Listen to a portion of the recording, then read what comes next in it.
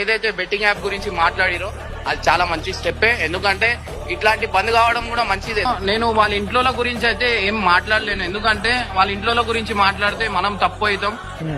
So మనకు అవి rights లేవు పెద్దోళ్ళ గురించి మనం మాట్లాడే అంత. సో అందుకని వాళ్ళ ఇంట్లో గురించి నేను మాట్లాడగలుగుతాను. నేను తలుచుకుంటే నాకు ఒక మాట నాకు కూడా తిట్లు వస్తాయి, అన్ని వచ్చు.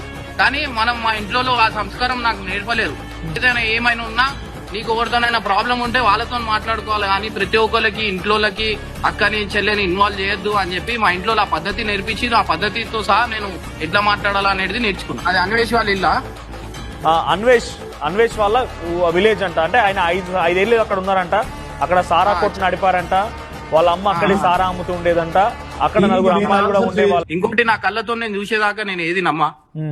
సో ఆ ఫ్యామిలీ దేన్ని ఏ సిచ్యువేషన్ లా అట్లా చేసిరో ఏందో మనకైతే తెలియదు. సో అట్లా అని దీని గురించి నేను అంతా నాకు జీరో నాలెడ్జ్ ఉన్నా. మనం ఏ మ్యాటర్ ఉన్నా మనం ఆయన గురించి మాట్లాడమంటే మాట్లాడతా, కానీ వాళ్ళ ఫ్యామిలీ మ్యాటర్ మనకు తెలియదు. నిజంగా మీరు కన్నీళ్ళు పెట్టిన వీడియో ఒకటి చూసిన నేను. మీరు కన్నీళ్ళు పెట్టుకొచ్చారు నా తల్లి దాకా వచ్చారనేది. అయితే దానికి సమాధానం నేను ఎప్పుడైతే ఆయన వస్తాడో అప్పుడే ఆ సమాధానానికి ఆన్సర్ అనేది అందరికి తెలుస్తుంది. ఎందుకంటే అందరు వదిలేస్తారేమో కానీ ఇమ్రాన్ మాత్రం వదిలాడు ఆయనకి. ఎందుకంటే ఏదైనా ఉంటే డైరెక్ట్ నాకు చెప్పేది ఉండే. నేను ఎంతో కష్టపడి ఈ పొజిషన్ కి వచ్చిన. ఈ పొజిషన్ గా వచ్చిన తర్వాత మా ఇంట్లోకి ఈ మ్యాటర్ లో గుంజడం అనేది చాలా తప్పు. ఆయన ఏ రోజైతే వస్తాడో ఆ రోజు వచ్చినప్పుడు నేను మాట్లాడతాను.